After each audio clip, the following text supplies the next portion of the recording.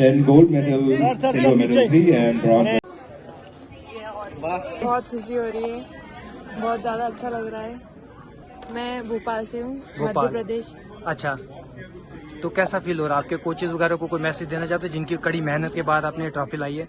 Yes, हमारे coach बहुत अच्छे प्रैक्टिस कराते हैं, फुल इक्विपमेंट्स का सपोर्ट है हमको, पूरा सपोर्ट है हमको, हमारे फादर पेरेंट्स का, हमारे सर का, हमारे सीनियर्स का फुल सपोर्ट करते हैं, हमें आगे इंकरेज करते हैं आगे बढ़ने के लिए। और कश्मीर में आके आपको कैसा लगा? कश्मीर बहुत सुंदर है, कश्मीर में आके हमें बहुत अच्छा लग रहा है, यहाँ की सुंदरता, यहाँ की ब्यूटी बहुत अच्छी है। नाम अंकुश शर्मा है सर, मैं कोच हूँ मध्य प्रदेश टीम का, काइकिंग कनोइंग टीम का मैं कोच। सर बहुत खुशी है, हर्ष है और जोश है, चैंपियन बन के जा रहे हैं यहाँ से।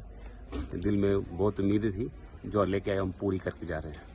अच्छा, टीम ने पूरा 101% दिया अपना। अच्छा, बिल्कुल, मैं कोई शक नहीं है, टीम ने मेरे को पूरा 100% दिया।